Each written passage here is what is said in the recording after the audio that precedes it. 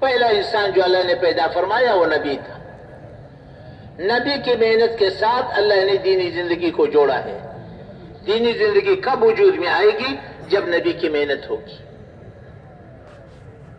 ہر زمانے میں دین زندہ ہوا ہے، نبی کی محنت سے زندہ ہوا ہے. ہر زمانے میں دین زندہ ہوگا، نبی کی محنت سے زندہ ہوگا. تو میرے محترم بھائی دوستو بزرگو، نبی کی محنت کو اللہ نے دین کا سبب بنایا ہے. تو اس لیے اب نبی علیہ السلام کے بعد کوئی نبی نہیں آئے گا. جب کوئی نبی نہیں آئے گا تو اب ہر امتی کے ذمہ وہ محنت ہے. انبیاء علیہ السلام کی محنت کو اللہ سبحانہ وتعالی نے نبی علیہ السلام کے ختم نبوت کے توفیل اس امت کو منتقل فرمایا ہے. اللہ کا سب سے بڑا قرب نبی کو حاصل ہوتا ہے، اور انبیاء علیہ السلام میں سب سے بڑا قرب خاتم الانبیاء صلی اللہ علیہ وسلم کو حاصل ہے. نبی کی محنت کی اپنی ترتیب ہے. جتنے انبیاء علیہ السلام کے واقعات بیان فرمائے ہیں اس میں اللہ جل شانہ نے اقامت دین کے لیے انبیاء علیہ السلام کی جہد کو بیان فرمایا ہے. نبی آیا، نبی نے محنت کی. اچھا، جتنے بھی انبیاء کرام علیہ السلام تشریف لائے ہیں، تمام انبیاء کرام علیہ السلام ان لوگوں میں آئے ہیں، ان امتوں میں آئے ہیں جو دین نہیں چاہتے، دین سے بیزار ہیں، بالکل دین نہیں چاہتے، چاہے وہ کفار ہے چاہے وہ بگڑے ہوئے مسلمان تھے. کیونکہ انبیاء علیہ السلام کی دو جماعتیں آئی ہیں. ایک جماعت وہ ہے جو کفار کے لیے آئی ہے، ایک جماعت وہ ہے جو بگڑے ہوئے مسلمانوں کے لیے آئی ہے. دونوں جماعتیں آئی ہیں اس حال میں کہ ان کی امتیں دین نہیں چاہتی. ہمیشہ نبی کی محنت کے دو مرحلے ہیں. پہلا مرحلہ لوگوں کو دین پر آمادہ کرنا، تیار کرنا، اس کا نام تبلیغ ہے. دوسرا مرحلہ لوگوں کو دین سکھانا، سمجھانا، بتانا، چلانا، اس کا نام تعلیم ہے، تربیت ہے، تزکیہ ہے. اور یہ دونوں نبی کے ذمہ. تو چونکہ حضور صلی اللہ علیہ وسلم کو اللہ نے خاتم الانبیاء بنایا اور نبی علیہ السلام کی نبوت جامع ہے، تو اس لیے ہر امتی کی ذمہ نبی علیہ السلام کی محنت ہے. تو ہر امتی کی ذمہ ساری دنیا کے کفار بھی ہے، ساری دنیا کے مسلمان بھی ہے. کفار کو کلمے پر تیار کرنا اور مسلمانوں کو دینی زندگی پر تیار کرنا، کلمے والی زندگی پر تیار کرنا، یہ ہر مسلمان کی ذمہ داری ہے. نبی آیا، نبی نے محنت کی. نبی کی محنت کے نتیجے میں لوگ دین پر آمادہ ہو گئے. جو آمادہ ہو گئے، تیار ہو گئے، ان کو دین سکھایا، سمجھایا، بتایا. اللہ نے ہر نبی کو ایک مہلت دی ہے، ایک موقع دیا ہے، محنت کا موقع دیا. امت کو مہلت دی توبے کی، امت کو مہلت دی ہدایت کی قبولیت کی. کسی نبی کا لمبا دورانیہ لمبا تھا، کسی نبی کا دورانیہ مختصر تھا. جب دورانیہ پورا ہو گیا، اللہ کے دربار سے فیصلہ آیا. فیصلہ کیا آیا؟ اللہ نے اپنی قدرت سے نبی کو، نبی کا ساتھ دینے والوں کو کامیاب کر دیا، زمین کا وارث بنا دیا. اس کے مقابلے پر آنے والوں پر اپنے عذاب کا جھاڑو پھیر کر کے ان کو زمین سے ختم کر دیا، زمین کو پاک کر دیا. نبی اور نبی کے ساتھ دینے والوں کو زمین کا وارث بنا کر کے دین کو قائم کر دیا.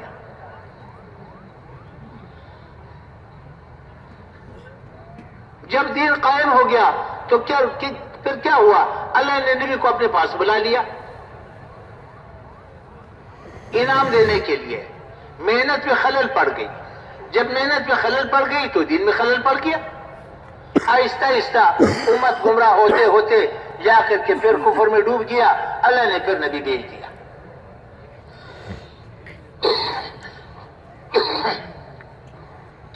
تو ضابطہ یہ سمجھایا کہ پہلے نبی کی محنت وجود میں آئے گی، نبی کی محنت کے بعد دین وجود میں آئے گا. جب دین وجود میں آئے گا تو پھر اللہ جل شانہ فیصلہ فرمائے گا باطل کو ختم کرنے کا، نبی کا ساتھ دینے والوں کو، دین والوں کو زمین کا وارث بنائے گا۔ باطل تو ٹوٹے گا ضرب ربانی سے، ضرب انسانی سے کبھی نہ ٹوٹا ہے نہ ٹوٹے گا۔ باطل تو اس وقت ٹوٹے گا جب دین والے اللہ کو ساتھ لیں، اللہ کو ساتھ لیں گے تو اللہ باطل کو توڑے گا، اور اللہ کو ساتھ نہ لیا تو باطل کا توڑنا ہمارے بس میں نہیں ہے۔ ہم تو باطل کے سامنے ایسے عاجز اور بے بس ہیں جیسے قریش مکہ ابرہہ کے لشکر کے سامنے بے بس تھے۔ اس لیے میرے محترم بزرگوں، یہ ضابطہ بتایا ہے، چاہے ابراہیم علیہ السلام کا واقعہ سنایا ہے، چاہے موسیٰ علیہ السلام کا سنایا ہے، چاہے نوح علیہ السلام کا سنایا ہے، چاہے جس نبی کا بھی واقعہ سنایا ہے، اس میں یہ ضابطہ سمجھایا کہ محنت ہوگی، نبی کے طرز کی محنت ہوگی اور خالص ہوگی، اس میں ملاوٹ نہیں ہوگی تو اللہ دین کو زندہ کرے گا۔ جب خالص دین وجود میں آئے گا، اس میں ملاوٹ نہیں ہوگی، اللہ باطل کو توڑ کے دکھائے گا، اور یہ ضابطہ قیامت تک ہے۔ اب چونکہ حضور صلی اللہ علیہ وسلم کو اللہ نے خاتم الانبیاء بنایا، اب اس محنت کو اللہ نے منتقل کر دیا ہے اس امت کو، اس لیے اللہ سبحانہ وتعالیٰ نے اس کا اہتمام فرمایا کہ نبی علیہ السلام کا تعارف کرایا تمام انبیاء علیہ السلام کو، اور تمام انبیاء علیہ السلام سے وعدہ لیا کہ میرا محبوب صلی اللہ علیہ وسلم اگر تیرے زمانے میں آیا تو نے اس کا اتباع کرنا ہے، پھر اس وقت تمہاری نبوت نہیں چلے گی، محمد رسول اللہ صلی اللہ علیہ وسلم کا اتباع لازمی ہوگا۔ اور پھر اس امت کا بھی تعارف کرایا کہ میرے محبوب کی امت ہے، اس کے فضائل بیان کیے ہیں، اس کے مناقب بیان کیے ہیں، اس کے صفات بیان کیے ہیں، اور یہ وہ امت ہوگی جو نبی علیہ السلام کی نیابت میں نبی کا کام کرے گی، نیابتاً۔ تو میرے محترم بھائی دوستو، ختم نبوت کے طفیل ہر امتی اس محنت کا ذمہ دار ہے۔ ایک ہے دین کی خدمت کرنا، ایک ہے ذمہ داری کے احساس کے ساتھ دین کی خدمت کرنا۔ میرے محترم بھائی دوستوں کو اس میں بہت بڑا فرق ہے، تھوڑا آپ کو یا تو فون کرنا ہے، یہ سمجھنے کی چیز ہے۔ تھوڑا چارج کرنا ہے۔ ختم نبوت ایک ایسا اندھا عقیدہ نہیں ہے، نبی علیہ السلام کے بعد کوئی نبی نہیں آئے گا، میرے ذمہ کیا ہے، کچھ بھی نہیں۔ آخری ہے نا، بس اب تو یہ ختم ہو رہا ہے۔ اچھا میرے محترم بھائی وہ یہ تو سمجھنے کی چیز ہے۔ اگر 5-10 منٹ کا کرنا ہے تو کرنا۔ کلمہ پڑھنا فرض ہے، کلمہ سیکھنا بھی فرض ہے، کلمہ سمجھنا بھی فرض ہے، اور کلمے کے بارے میں پوچھ ہوگی، مطالبہ ہوگا، اللہ کے دربار میں پوچھ ہوگی، اللہ پوچھے گا۔ کلمہ پڑھنا فرض ہے، سیکھنا بھی فرض ہے، سمجھنا بھی فرض ہے، کلمے کا مطالبہ ہوگا، لا الہ الا اللہ محمد رسول اللہ، لا الہ الا اللہ، یا اللہ تیرے مان کے چلوں گا، جب تو رب ہے، خالق ہے، مالک ہے، رب ہے، سب کچھ تیرے قبضے میں ہے، تو میں تیری مان کے چلوں گا،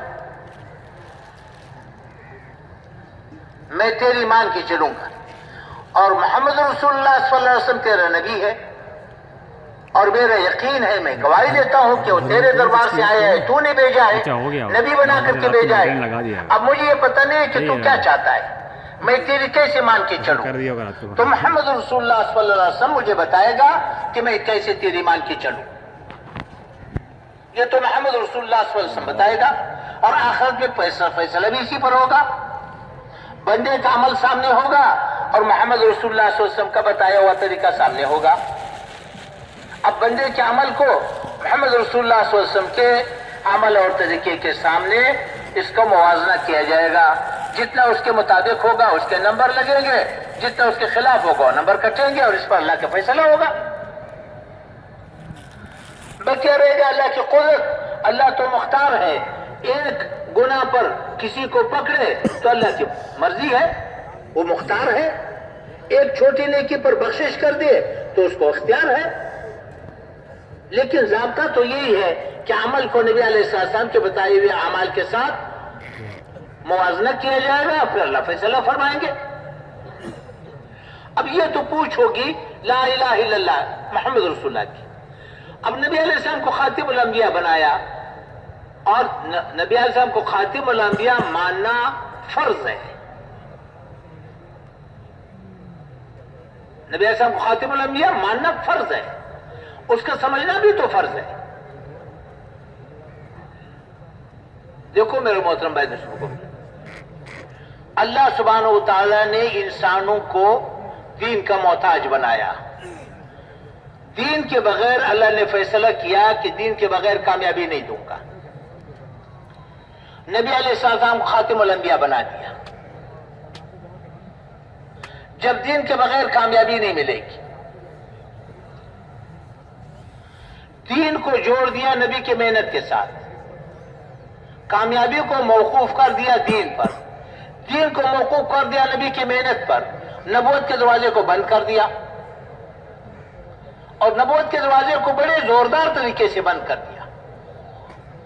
علماء کرام نے لکھا ہے کہ اگر ایک آدمی نے نبوت کا دعویٰ کر لیا، وہ تو پکا بے ایمان بن گیا، پکا بے ایمان، پکا، سب کو وہ پکا بے ایمان ہے، سب کہو کہ وہ پکا بے ایمان ہے۔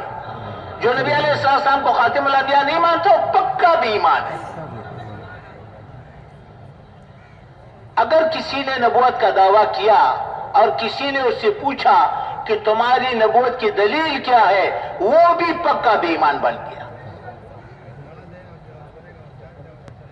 اچھا، اب سمجھنے کی بات یہ ہے کہ جب نبوت کے دروازے کو اللہ نے بند کر دیا، اب 470 کروڑ انسانی آبادی کفر میں ڈوبی ہوئی ہے، کلمے سے محروم ہے اور کلمے کے محتاج ہے، وہ کس کے ذمہ ہے؟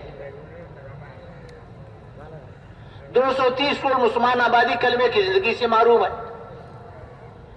اب کفار کو تو کہتے ہیں اسلام دکھاؤ، وہ تو ہمارے پاس ہے نہیں۔ صحابہ کرام نے تو ایک زندہ دین پیش کیا، دعا مانگتے تھے فرشتے اترتے تھے، ہوائیں مسخر تھی، پانی مسخر تھا، آگ مسخر تھی، حیوانات مسخر تھے، کفار بھی جانتے تھے کہ ہاں اللہ ان کے ساتھ ہے۔ کفار کا تو مطالبہ ہے کہ اسلام دکھاؤ، ہم نے تو اپنے دین کو چار دیواری کے اندر بند کر دیا، مال والوں کا محتاج بنا دیا، ہماری منڈیاں، ہمارے کارخانے، ہماری کچہریاں، ہمارے دفتر، ہمارے تھانے، ہمارے اسپتال، وہ تو کفری بنیادوں پر چل رہی ہے۔ اب 470 کروڑ انسانی آبادی کہتے ہیں کہ اسلام دکھاؤ، وہ تو ہمارے پاس ہے نہیں، وہ تو ہمارے ہاتھ سے نکل چکا ہے۔ اب وہ کہتے ہیں اسلام دکھاؤ، تو کہاں دکھائیں؟ یہ ہمارا الویہ ہے۔ اسلام تو ہمارے ہاتھ سے دینی زندگی تو ہمارے ہاتھ سے نکل چکی ہے، اور 230 کروڑ مسلمان آبادی ہے، کلمے کی زندگی ان کے ہاتھ سے نکل چکی ہے۔ اب یہ کس کے ذمہ ہے؟ کیونکہ نبی کی محنت تو یہ ہے کہ جو بے عمل مسلمان ہیں ان کا عمل پہ تیار کرو، اور جو کفار ہیں ان کے سامنے کلمہ پیش کرو۔ نبی تو اس کے لیے آتا ہے۔ اب لوگوں کو دین کا محتاج بنایا، ساری دنیا کو دین کا محتاج بنا دیا، دین کو موقوف کر دیا نبی کی محنت پر، اور نبوت کے دروازے کو بند کر دیا۔ اس لیے میرے محترم بھائی دوستو، اس کو سمجھنے کی ضرورت ہے۔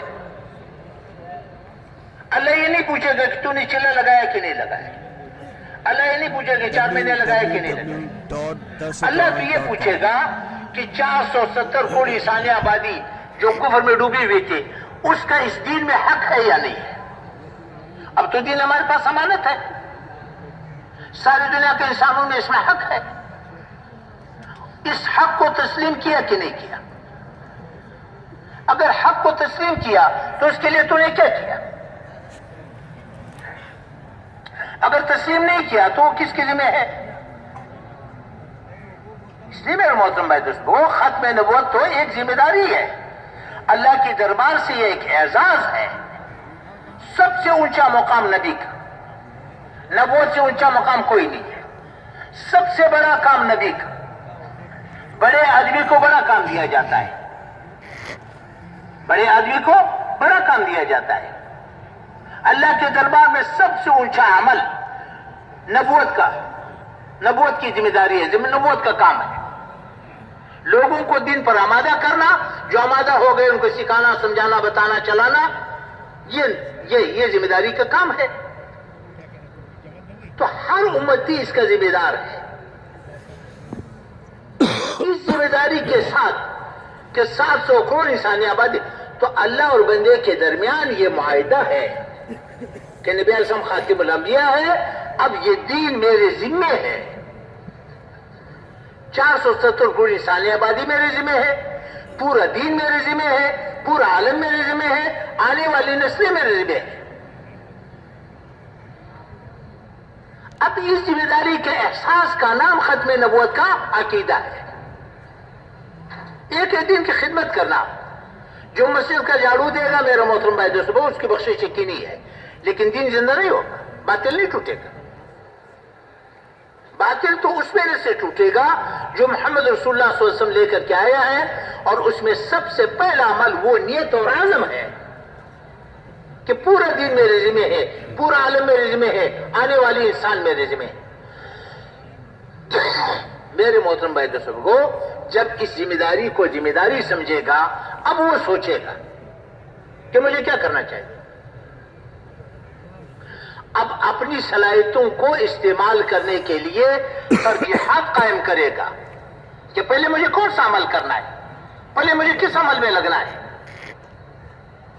دیکھو ایک مثال عرض کروں، ایک آدمی مقروض ہے، 5 کروڑ مقروض ہے۔ اب وہ مانتا ہے کہ بھی میں مقروض ہوں۔ جب وہ قرضہ مانتا ہے کہ میں مقروض ہوں، اب اس کے بس میں نہیں ہے، اس کے پاس سرمایہ نہیں ہے، تو وہ سوچے گا میں کیا کروں۔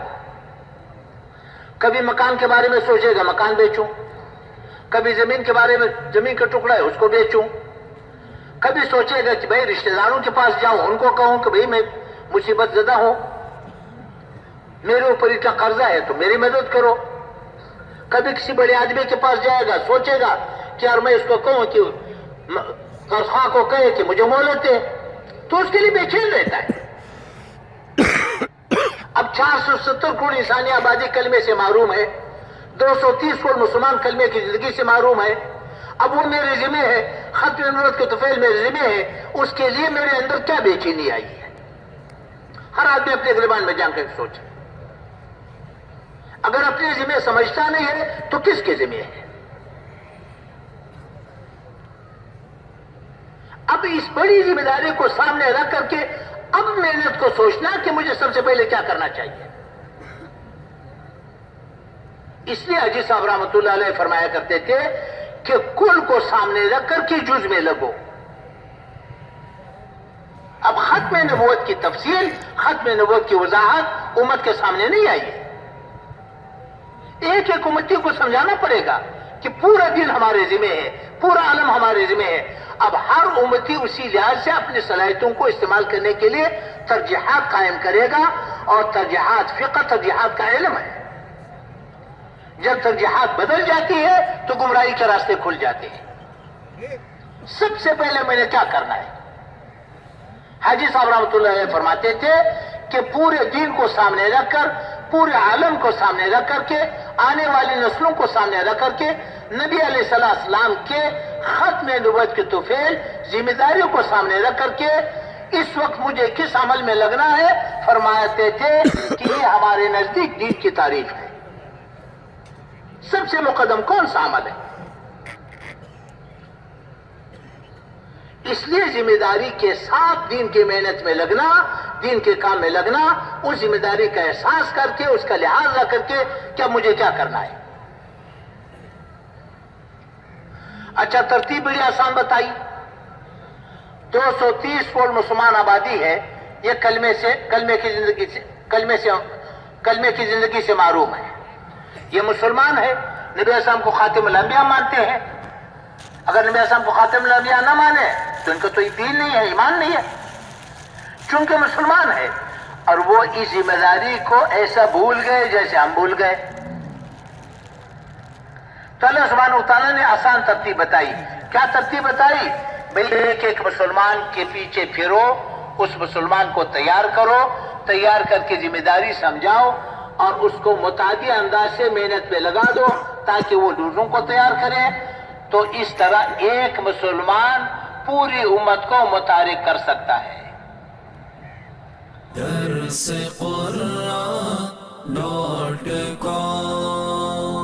www.darsequran.com